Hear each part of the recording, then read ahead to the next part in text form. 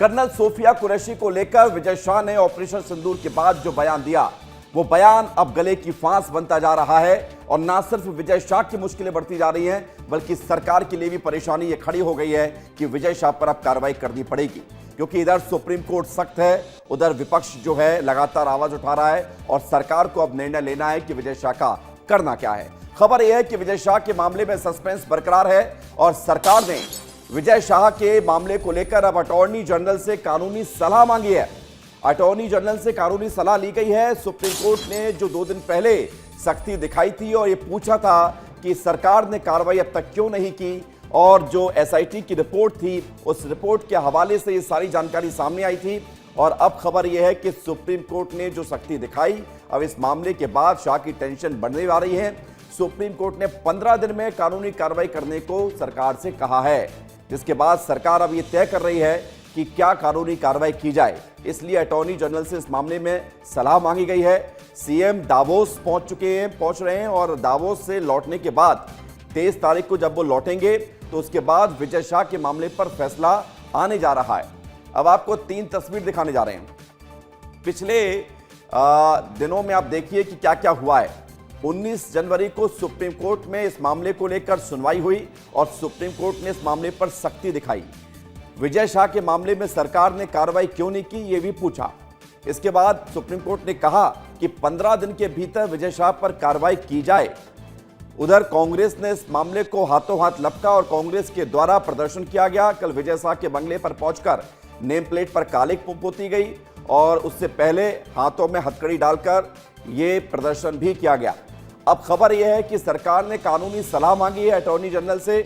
इस मामले में क्या किया जाए, सरकार क्या कर सकती है, विजय शाह पर किस तरह का एक्शन हो सकता है, ये तमाम रूपरेखा नजर आ रही है विजय शाह की मामले को लेकर। और इसके बाद कहा जा सकता है कि शाह की मुश्किलें बढ़ सकती हैं।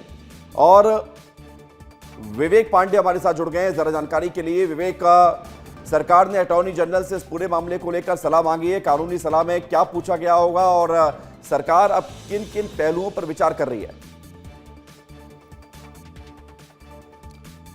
देखिए, मध्य प्रदेश के कैबिनेट मंत्री विजय शाह की मुश्किलें लगातार बढ़ती जा रही हैं और इधर मध्य प्रदेश सरकार ने विधि मामलों को लेकर अटॉर्नी जनरल से अभिमत मांगा है और ये कहा है कि विजय शाह के मामले में सुप्रीम कोर्ट की तरफ से जो डायरेक्शंस आए हैं उसके खिलाफ जो अभियोजन की स्वीकृति देनी है उसमें सरकार किस तरीके से काम कर सकती है। हालांकि मुख्यमंत्री मोहन यादव फिलहाल विदेश दौरे पर है, दावोस में है, लेकिन मुख्यमंत्री के लौटने के बाद अटॉर्नी जनरल की जो सलाह होगी उस पर जरूर काम किया जाएगा। विवेक लाइव में आप। बिल्कुल, तो अटॉर्नी जनरल की रिपोर्ट के आधार पे आगे की कार्रवाई की जाएगी। फिलहाल एक जो जानकारी निकल के ये सामने आ रही है कि एमपी एमएलए कोर्ट में ये मामला चल सकता है।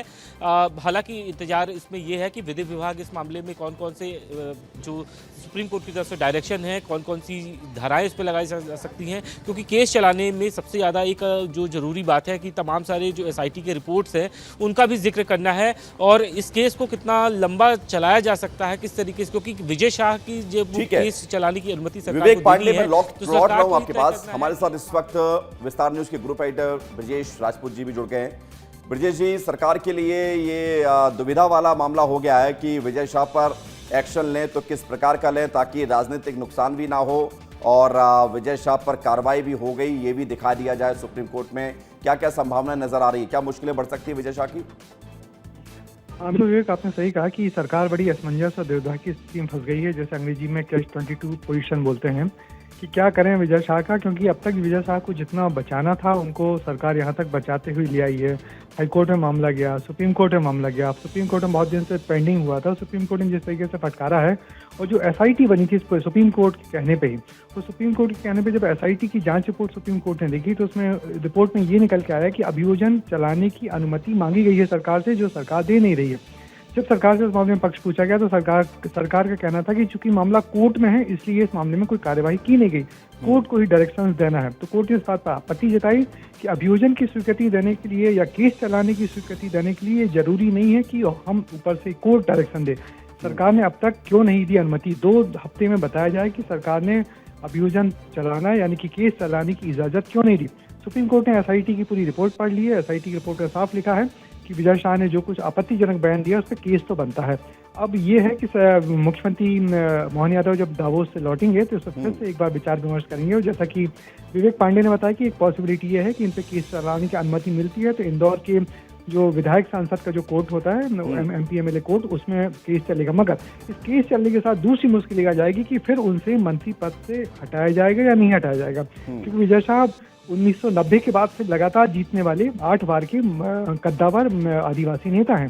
तो सरकार उनको खोना भी नहीं चाहती, आदिवासी वर्ग को नाराज भी नहीं करना चाहती। तो ये बड़ी दुविधा वाली स्थिति है कि केस चलने की इजाजत यदि मिलती है। लेकिन लगता है इस पूरे मामले में ब्रजेश जी, अब चूंकि दुविधा तो अभी बनी हुई है, लेकिन चीजें और क्लियर हो जाएगी जैसे ही मुख्यमंत्री दावोस से लौटेंगे। बहुत शुक्रिया, धन्यवाद आपका हमारे साथ जुड़ने के लिए, जानकारी के लिए। आपने बताया कि क्या क्या संभावनाएं हैं। लेकिन विवेक, जरा खबर ये मिली है कि विजय शाह के बंगले पर सिक्योरिटी बढ़ाई गई है। किस तरह की सिक्योरिटी बढ़ाई गई है? कल कांग्रेस ने प्रदर्शन किया था, नेम प्लेट पर कालिक पोती थी, किस तरह का माहौल है? देखिए, जब जब विजय शाह के बंगले पर प्रदर्शन होता है उस वक्त यहाँ पे सुरक्षा व्यवस्था बढ़ा दी जाती है। कल दोपहर में कांग्रेस के कार्यकर्ता यहाँ पहुंचे थे और विजय शाह के बंगले पर जो नेम प्लेट लगी थी उस पर काली फेंक कर चले गए थे। और कल शाम से ही विजय शाह के बंगले पर सुरक्षा व्यवस्था बढ़ाई की गई है और बैरिकेड लगाए गए हैं, पुलिस के जवान भी तैनात किए गए हैं। और सबसे एक महत्वपूर्ण बात है कि इससे पहले भी यहाँ पे पुलिस की सुरक्षा व्यवस्था थी, लेकिन मामला विजय शाह का कोर्ट में चल रहा था और सभी को कोर्ट के फैसले का इंतजार था कि कोर्ट की तरफ से क्या फैसला दिया जाता है। लेकिन अभी हाल में ही जो केस चलाने की बात निकल के आई है, सरकार को अभियोजन की स्वीकृति देनी है, तो अब इस पर कांग्रेस पूरी तरीके से हमलावर है। कांग्रेस लगातार प्रदर्शन कर रही है और विजय शाह के बंगले पर कल भी प्रदर्शन किया था और कालिक पोती गई थी। उसके बाद से बंगले के बाहर सुरक्षा व्यवस्था लगाई गई है। रात में भी पुलिस मौजूद थी और अभी भी पुलिस यहाँ पे तैनात है। एक जो सबसे महत्वपूर्ण बात है कि जब जब किसी मंत्री के बंगले पे घेराव होता है या फिर कालिक पोती आती है तो वहाँ की सुरक्षा व्यवस्था बढ़ा दी जाती है। ऐसा कैलाश विजयवर्गीय के मामले में देखने के लिए मिला और खासतौर पर पिछले दिनों प्रतिमा बागरी के बंगले पे भी इसी तरीके की सुरक्षा व्यवस्था लगाई गई है। फिलहाल तो पुलिस का काम है सुरक्षा व्यवस्था बढ़ाना और सुरक्षा व्यवस्था बढ़ा दी गई है। विपक्ष प्रदर्शन कर रहा है, यानी कि सब अपने अपने जो कार्य क्षेत्र में आता है वो सब कर रहे हैं। अब सरकार को करना है कि कार्रवाई करना है कि नहीं करना है। बहुत शुक्रिया, धन्यवाद आपका हमारे साथ जुड़ने के लिए, जानकारी के लिए।